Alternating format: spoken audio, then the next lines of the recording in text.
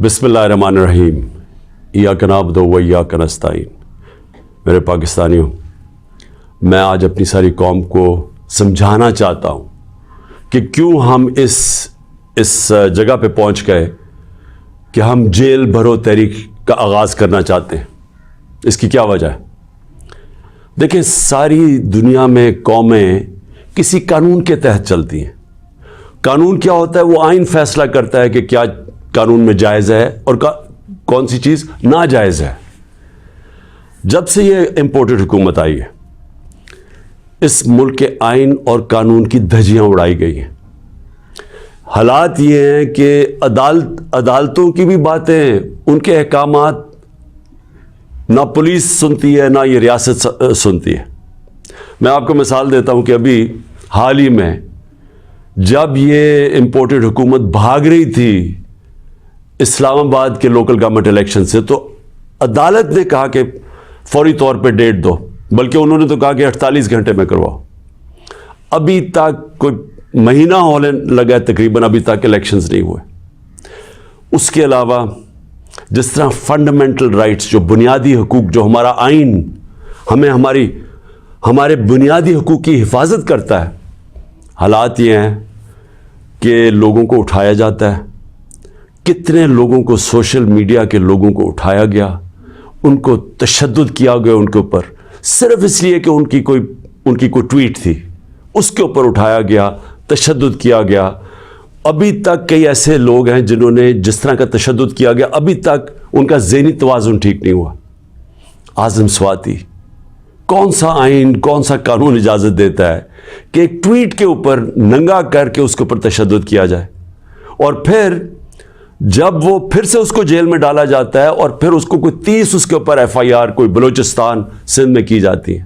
شیخ رشید، آئین اس کو عدالت اس کو ضمانت دیتی ہے، اس کے باوجود اس کو اٹھا کے لے جاتے ہیں اور اس کے اوپر کیسز سندھ اور بلوچستان میں کر دیتے ہیں۔ فواد چودھری، عدالت 4 دفعہ کہتی ہے IG کو کہ پیش کرو فواد چودھری کو عدالت میں، اور وہ اس کو اسلام آباد لے جاتے ہیں۔ تو یہ تو میں تھوڑی مثالیں دے رہا ہوں جو شہباز گل سے ہوا۔ کسٹوڈیل ٹارچر، تشدد، یہ پاکستان کے قانون کے خلاف ہے۔ تشدد بھی ہوا اور اس کو کوئی ریلیف نہیں ملی، اور پھر ڈرایا دھمکایا گیا اور کیسز کیے گئے۔ پرامن احتجاج ہمارا تھا 25 مئی کو، اس کے اوپر جو ظلم کیا گیا، کون سا قانون اور آئین ایک جمہوریت میں اجازت دیتا ہے کہ پرامن احتجاج کے اوپر تشدد کرو؟ انہوں نے 3 دھرنے ہمارے اگینسٹ دیے اور لانگ مارچز کی، کس کے اوپر ہم نے کوئی سختی کی؟ تو میں تو یہ تھوڑی سی مثالیں دے رہا ہوں آپ کو کہ ہمارا سارا جو ہمارے آئین اور قانون کے اوپر جو اعتماد ہے ہم اس قوم کا، وہ اٹھتا جا رہا ہے، اور بلکہ ہمیں یہ خوف ہے کہ جو اب آئین جو جمہوریت بیس ہوتی ہے جس آئین کے اوپر، اور جمہوریت کے اندر واضح طور پہ ہے کہ 90 دن کے اندر الیکشنز کروانے پڑیں گے۔ ہم نے اپنی 2 حکومتیں پنجاب اور سندھ میں کیوں گرائیں؟ گرائیں کیا ڈیزالو کی؟ خود کوئی ایسے نہیں کرتا۔ ہم نے صرف آئین کو سامنے رکھ کے کی کہ ہمیں جب پتہ تھا کہ 90 دن کے علاوہ آپ آگے نہیں جا سکتے، تو ہم نے اس کو سامنے رکھ کے الیکشنز کی طرف گئے، اس لیے کہ ملک ایک بہت بڑے بحران کا شکار ہے، ایک پولیٹیکل انسٹیبلٹی کا شکار ہے، اور جب تک اس ملک میں سیاسی استحکام نہیں آتا، ہماری معیشت نہیں ٹھیک ہونے لگی۔ تو ہم نے قربانیاں دی 2 گورنمنٹس کی، جو تقریباً 66% پاکستان ہے، صرف اس لیے کہ آئین 90 دن میں الیکشن کرواتا ہے۔ ابھی تک کتنے دن ہو گئے ہیں؟ 20-25 دن ہو گئے ہیں، ابھی تک کوئی ڈیٹ نہیں ملی۔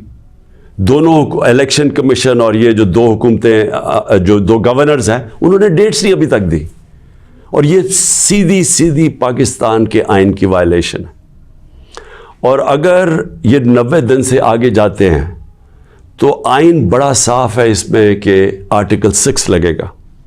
یہ ساری قوم اب دیکھ رہی ہے پاکستان کی عدالتوں کی طرف، اور میں یہ واضح کرنا چاہتا ہوں، یہ وہ پاکستان میں وقت آ گیا جو جسٹس منیر مومنٹ ہم کہتے ہیں، کہ ایک دفعہ ڈاکٹرن آف نیسیسٹی کے تحت ہماری جو اس قوم کا ڈاؤن سلائڈ شروع ہوا ہے، جو نچلا سفر شروع ہوا ہے، وہ جو فیصلہ تھا کہ ڈاکٹرن آف نیسیسٹی کے تحت آئین کو پیچھے ہٹا کے ہم نے طاقت کے ساتھ ہماری عدالتیں گئی.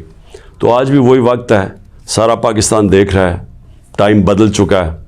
اگر یہ ہم نے دیکھا کہ اس سے آگے جاتے ہیں تو ہم نے یہ پلان کیا ہوا ہے کہ ہم نے اپنے آئین, اپنے ملک کے قانون کے رول آف لاء کے لیے, انصاف کے لیے ہم نے یہ جیل بھرو تحریک کا فیصلہ کیا, کیونکہ ہمیں کوئی نظر نہیں آ رہا کہ یہ جو وہ لوگ جن کی اوپر کرپشن کے کیسز, انٹرنیشنل انکشاف ہوتا ہے پینما کا, جس میں پتہ چلتا ہے کہ مریم نواز 4 مہنگے ترین لنڈن کی اپارٹمنٹس, جو کہ لنڈن کے سب سے مہنگے علاقے میں, اس پینما کے انکشاف میں پتہ چلتا ہے کہ اصل مالکہ ان کی مریم نواز تھی. اس کے بعد سارا ٹرائل ہوتا ہے, سزا ہوتی ہے.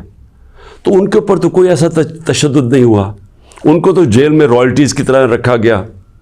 ان کے ذرا دیکھیں جیل میں کیسے جا رہے تھے. تو یہاں ٹویٹس کے اوپر تشدد کیا گیا. تو اس لیے 2 راستے ہمارے سامنے. ایک راستہ یہ ہے کہ ہم توڑ پھوڑ کریں, انتشار پھیلے گا ملک میں, سڑکیں بند کریں, پتھراؤ کریں, پہیا جام سٹرائک کریں.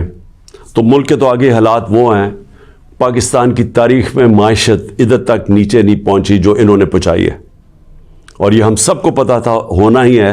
اور ہم نے جو اس وقت ان کے ہینڈلرز تھے ان کو واضح کر کے بتایا کہ اگر آپ نے سازش کر کے حکومت گرائی گئی, ان سے نہیں سنبھالی جائے گی, اور نہیں سنبھالی گئی. تو آج کبھی بھی اتنا بڑا اکنامک کرائسس نہیں آیا جو آج پاکستان میں ہے. کبھی عام لوگوں کی زندگی میں اس طرح کی مہنگائی نہیں آئی جو آج آئی ہے. جو بے روزگاری بڑھتی جا رہی ہے, ایک طرف مہنگائی بڑھ رہی ہے, بے روزگاری, تو ملک کے معاشی حالات تو بہت برے ہیں.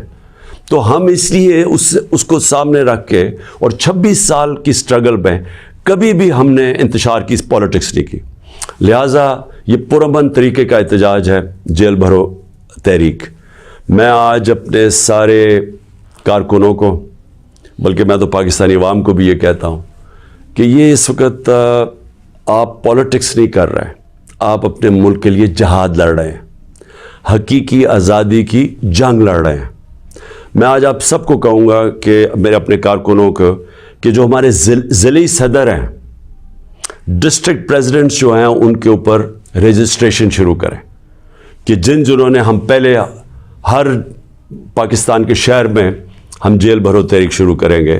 تو پہلے میں چاہتا ہوں کہ والنٹیئرز اپنی رجسٹریشن کریں, اور اس کے بعد میں پھر آپ کو ڈیٹ دوں گا کس دن ہم نے جیل بھرو تحریک کا آغاز کرنا ہے. آپ نے ابھی تک ہمارا چینل سبسکرائب نہیں کیا تو ابھی سبسکرائب کریں, اور بیل آئیکن کو کلک کر کے ہماری لیٹسٹ ویڈیوز کے بعد ہمارے T V channel OTV overseas television کو ابھی سبسکرائب کیجئے, گھنٹی کا بٹن دبانا مت بھولیے تاکہ اہم اور معلوماتی ویڈیوز آپ تک پہنچتی رہیں.